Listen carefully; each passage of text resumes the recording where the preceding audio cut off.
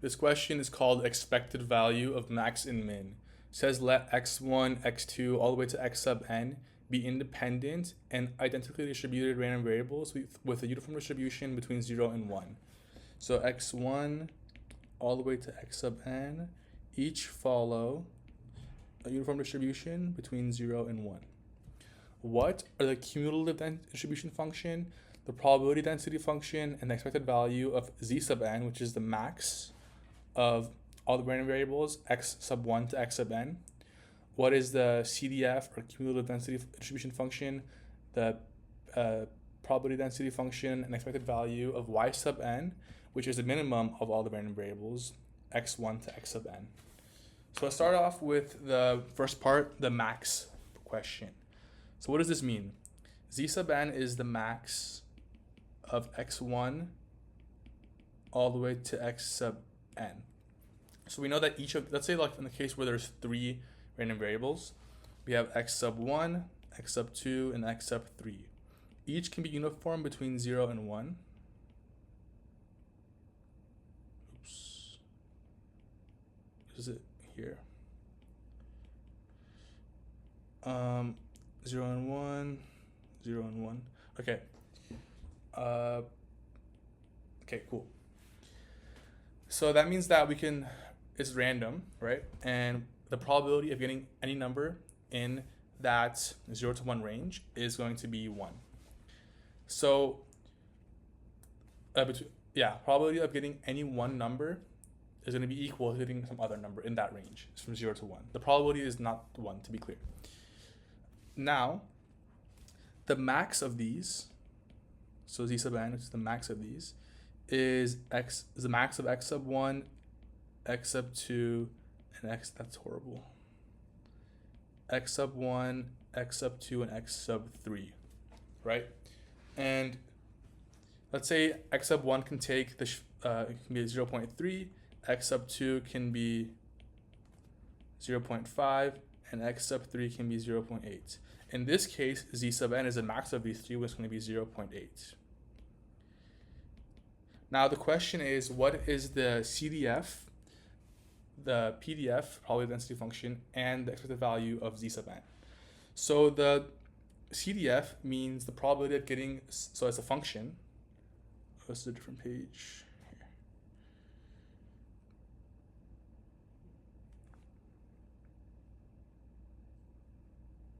Okay, so the first question, the first part, the CDF.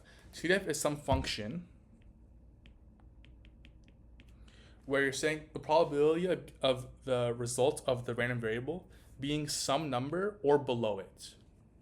So what's the probability of obtaining this value or less than that value?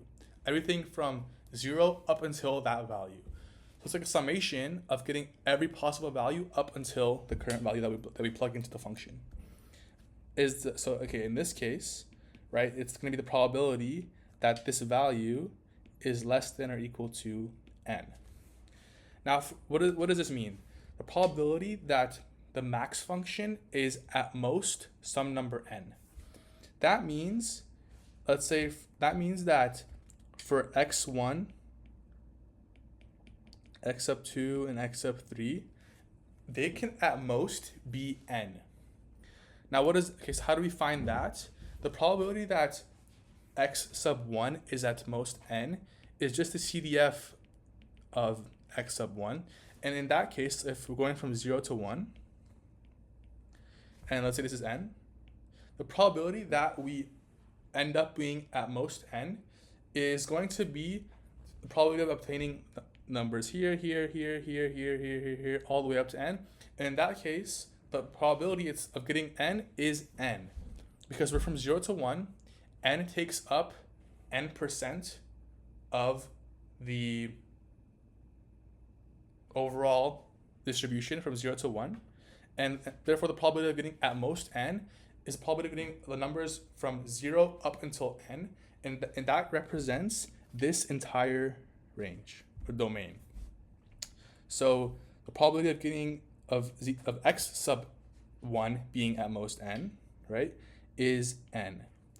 And since they're independent and identically distributed, IIDs, right? The same goes for x sub 2 and x sub 3. And let's replace n with actually r, because we mentioned that the numbers go from x sub 1 to x sub n, so I want to keep n for that purpose. And so replace n with some r here, right? Cool.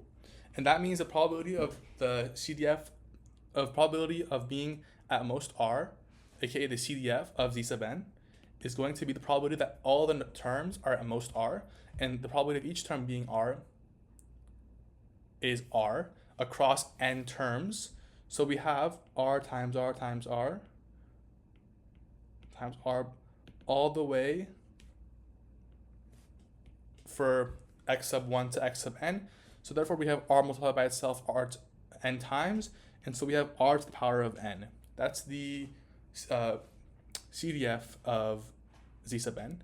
And as for the probability density function, the PDF, it's going to be the derivative of the CDF.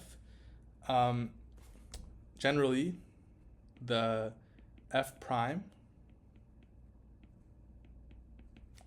capital F prime, which is the CDF, is going to be the PDF of R. And that is because the cumulative density of distribution function is going to be the probabilities over some range, right? It's going to be the probability of this range. And the density function, probably the density function, gets converted to a CDF by integrating the density function over all possible values that it can take, right? Because the probability of getting some individual value is 0. But the density of a certain value is going to be different. So when you have some density function, in this case, it represents the amount of probability focused at this value, okay? And in this case, to get the CDF, you would integrate your PDF to get to the CDF. That's because when you have a probability density function, the integral of density is mass, and mass represents probability itself. This is kind of like probability 101, like basically for what like PDF, CDF, PMF, all those are. But to sum it up, the integral of this density in physics and in probability will get you the mass, aka the probabilities of getting a certain range of numbers. And CDF is just some range of numbers from zero up until the value you plug into it. And so that means that if we take the derivative of this, we can get the PDF. And so the CDF was r to the power of n, and the PDF is going to be r to the power of n prime, which is going to be n r to the power of n minus 1. And the expected value is saying we take the integral of the PDF across its overall support, which is all numbers from 0 to 1, times the value in that support. So every number that we can take is going to be from 0 to 1. We include that in the integral. Or sorry, I'm going to use r for this, I think. Yeah, we're going to use r for this, times the PDF, which is n times r to the power of n minus 1, and it's going to be dr. And just to skip the integration stuff, we're going to say that's going to be n over n plus 1. So that's the expectation of z sub n. This is going to be the PDF, and that's the CDF. Cool. Now for the minimums portion, what was it? Was it let me copy this. Bring it down here. For the min, we're saying we have again some x1, x2, x3, all follow the same uniform distribution as we mentioned right here, right? the min tells us that the minimum of these three. So if we have x1 is 0.5, x2 is 0.7, and x3 is 0.1, then y sub n will equal 0.1. Now, the CDF of this is going to be a little different to calculate because we have to think about it a little differently. We're saying the probability that the minimum number is going to be from 0 to some number. That's what the min means in this case, the CDF of the min. So CDF, we're going to say we're trying to find the probability that y sub n is at most r. Again, we're trying to say the probability that the lowest number is some r is from 0 to r, which is going to be a little hard to think about conceptually.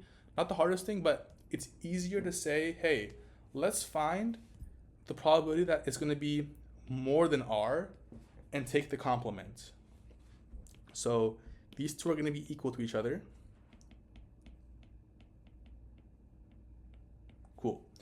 So what's the probability that y sub n is more than r?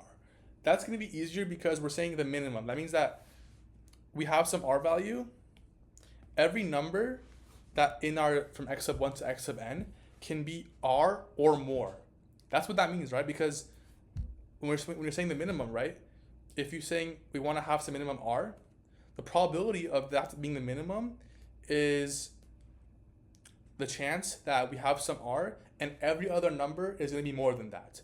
AKA the y sub n is more than r. Like every other value, right? X sub 1, x sub 2, x sub 3 are more than r. So what's the chance that we are greater than r for all of our values? Well, again, we can go from 0 to 1. And this is going to be our r value. Previously, we said that being at most r was just r. And so being more than r will be 1 minus r. We have to have that be the case for all values of n, x sub 1 for all the random variables. And so, again, we're going to say if the probability is 1 minus r for this, then for all the values, for each value, then we have n values, so the power of n. And we said it was 1 minus all of that. Okay, that's our CDF. Take a derivative. So that's the CDF. The PDF is the derivative of this, which is going to be, get rid of that, or not get, so negative 1 minus r to the power of n. So it's going to be n minus 1, n. The negatives go away, 1 minus r to the power of n minus 1. Cool. That's the PDF. Right? And then the expected value is the same thing, the integral across the support from 0, which is 0 to 1, of the value of the support times the probability of that value. And so take the integral from 0 to 1 of the value times the PDF at that value, dr. To skip the integration stuff, we can just say that equals 1 over n plus 1. And these are all of our answers. There's going to be six answers total, right? The max, min, 3 answers each. So 1, 2, 3, 4, 5, 6. And that's the final answer.